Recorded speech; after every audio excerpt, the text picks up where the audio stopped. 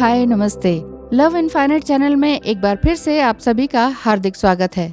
इस चैनल में डीएम के साथ उनके साथ क्या एक्सपीरियंसेस रहे उनको लेकर आई हूँ। ऑडियो को ध्यान से सुनिएगा और कोई क्वेश्चंस हो तो आप कमेंट बॉक्स में कमेंट करके पूछ सकते हैं। धन्यवाद। डीएम एनर्जी किस तरह की है और आगे वो क्या करना चाहते हैं, तो बिना किसी एक सेकंड को देर किए हुए पॉडकास्ट को शुरू करते हैं। स्वागत है सर आपका। जी, मेरी तरफ से भी लव इनफाइनाइट चैनल पर आप सभी का बहुत बहुत स्वागत है। तो चलिए शुरू करते हैं बिना देरी किए। पहला सवाल ले लेते हैं अन्नपूर्णा जी का। उन्होंने पूछा है, क्या डीएम को भी यानी डिवाइन मस्कुलाइन को भी ट्विन फ्लेम जर्नी के बारे में पता होता है?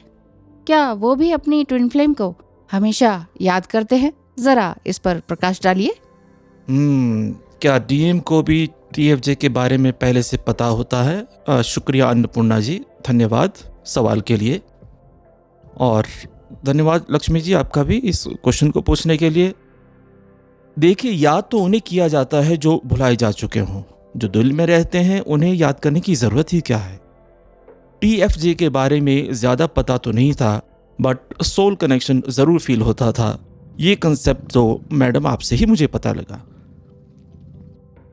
एक सेंटेंस में जवाब देना है तो मैं कहूँगा कि ट्विन फ्लेम जर्नी के बारे में कुछ पता नहीं होता, लेकिन ऐसा ज़रूर होता है कि कुछ तो स्ट्रॉन्ग कनेक्शन। इसलिए सेपरेशन टाइम में भी पल पल अपनी ट्विन फ्लेम के बारे में ही सोचते रहते हैं, उसी को ही याद करते रहते हैं। मैं आप सभी डीएफ को यही कहना चाहूँगा कि आप इस दुविधा से बाहर निकलें और कुछ ना कुछ क्रिएटिव ज़रूर करें, ताकि आपका जो माइंड है वो बहुत ज़्यादा डिस्टर्ब ना होने पाए। डीएम भी, डिवाइन मस्कुलाइन भी अवेकन होकर आप तक पहुंच ही जाए और पहुंच पाए। जी धन्यवाद। दूसरा सवाल ले लेते हैं लोकिता जी का। लोकिता जी, धन्यवाद सवाल करने के लिए। इन्होंने पूछा है, क्या डीएम भी चेस करते हैं, स्टॉक करते हैं, टैरो रीडिंग करवाते हैं जैसे डिवाइन फेमिनाइन करवाती है? बताइएगा जरूर। देखिए लोकिता जी, अगर मेंटल चेजिंग की बात करूं तो जरूर करते हैं।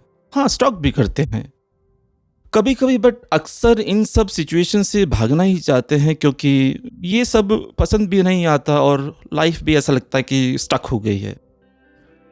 जहाँ तक टैरो रीडिंग का सवाल है, तो ये सब मैंने रीयूनियन के बाद ही जाना, और मेरा भी इंटरेस्ट इन सभी रहस्यमयी विद्याओं में और ज़्यादा बढ़ने लगा। था पहले भी था, लेकिन अब और ज़्यादा बढ़ने लगा। तो इन शॉर्ट, डीएम हमेशा सॉल्यूशन की सोचते हैं और चेज एंड स्टॉक कुछ ही टाइम तक रहता है। अधिकतर समय ऐसा क्यों हो रहा है, मैं क्या कर सकता हूँ, मुझे क्या करना चाहिए, इन सब सवालों के जवाब मैं ढूंढता रहता था, और अंत में मुझे जवाब मिले भी।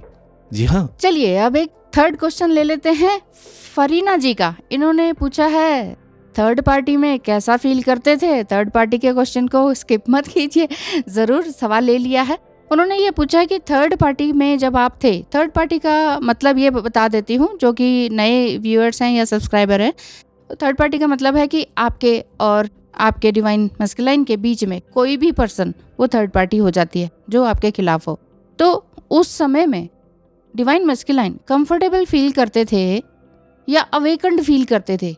फीलिंग क्या होती थी, ये जानना चाहती हैं फरीना जी, तो बताइएगा। थर्ड पार्टी में कैसा फील करते थे? अच्छा, देखिए, डीएम एंड डीएफ के बीच कोई भी हो तो पहली बात तो ये है कि कंफर्टेबल तो महसूस नहीं होता, लेकिन हाँ, कुछ देर टाइम पास ज़रूर हो जाता है। अच्छा भी नहीं लगता, क्योंकि माइंड में तो डीएफ ही चलती रहती है ना। बाकी रही बात अवेकन होने की, तो मैं समझता हूँ डीएम तो पहले से ही अवेकन होते हैं। हाँ, बस अपनी भावनाओं को टाइम आने पर ही व्यक्त करते हैं, यानी आपको वेट करना पड़ेगा, धैर्य रखना पड़ेगा। हाँ, थर्ड पार्टी से संबंध खराब भी हो तो कंफर्टेबल तो फिर भी फील नहीं होता, अवेकन भी नहीं हो सकते, क्योंकि डीएम का लॉजिकल माइंड यही कहता है कि जाना तो डीएफ के पास ही है, उसी से ढेर सारी बातें कहनी है। सेपरेशन टाइम में थर्ड पार्टी के पास जाना पड़ जाता है, क्योंकि डीएफ कुछ भी सुनने को तैयार नहीं होती। या यूँ कहें कि रिसीविंग मोड में नहीं होती, तो ये लगने लगता है कि यार चलो लड़ाई झगड़े से बचने के लिए थोड़े समय के लिए थोड़ी दूरी ही क्यों ना बना ली जाए, है ना? धन्यवाद डीएम साहब। अब जस्ट यही जानना चाहेंगे मेरे सभी व्यूअर्स जो कि ट्विन फ्लेम्स भी हैं, डिवाइन फेमिनाइन एनर्जी में ज़्यादातर हैं, तो क्या संदेश देना चाहेंगे आप 1111 पोर्टल पर? बताइएगा। देखिए, मैंने इसके बारे में सुन तो रखा है कि ये कुछ पोर्टल होता है जैसे कि 11 11 10 10 12 12 एटसेट्रा, लेकिन सच कहूँ तो डीएम को इसके बारे में कुछ ज़्यादा नहीं पता होता। देखिए, पोर्टल कोई भी हो, लेकिन मैं आपको ये संदेश देना चाहता हूँ कि हर दिन आप अपने माइंड, बॉडी एंड सोल को एनहांस करने के लिए कुछ ना कुछ काम करें, दूसरों की मदद करें, अपने आप को एनहांस करें, अपने आप को ऊपर उठाएं और समाज सेवा की ओर भी ध्यान दें। फोर्थ क्वेश्चन ले लेते हैं और आखिरी सवाल वो ये है अंजलि जी का। अंजलि 777 इन्होंने पूछा है, इनर इश्यूज एंड शॉर्टकमिंग्स आपको कब से फील होने लगी अपने अंदर, और क्या आपने ट्विन फ्लेम के सामने एक्सेप्ट किया, यानी कि मेरे सामने क्या ये सब चीज़ें एक्सेप्ट की कि हाँ मेरे अंदर भी ये कमियां हैं? कैसे चेंज किया आपने खुद को? क्या आपने अपनी ही ट्विन फ्लेम यानी मेरी मदद ली? ऐसा जानना चाहती हैं अंजलि 777। देखिए, ये तो डीएम को बचपन से ही पता होता है, लेकिन समाज, ये सोसाइटी में जीने के लिए थोड़ा सा प्रिटेंड तो करना ही पड़ जाता है। वैसे ये सब डीएफ को भी पता होता है, क्योंकि दोनों एक दूसरे को मिरर करते हैं और एक दूसरे की कमियां और दुख को इंटेंसिवली फील कर सकते हैं। बस मैं जब से एक्सेप्ट करने लगा तो काफ़ी चेंजेस हम दोनों के स्वभाव में आए, रिलेशनशिप में आए। माइंड एक्सरसाइज करके, ग्रंथों को स्टडी करके, सब कुछ एक्सेप्ट करके हम खुद में एक चेंज को लेकर आए।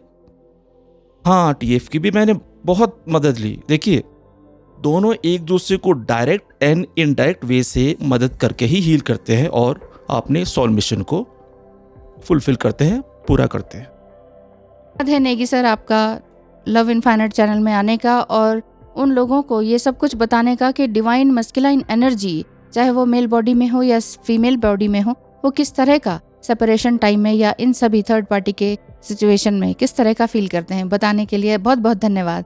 और आप सभी सब्सक्राइबर्स एंड व्यूअर्स का दिल से बहुत बहुत धन्यवाद है।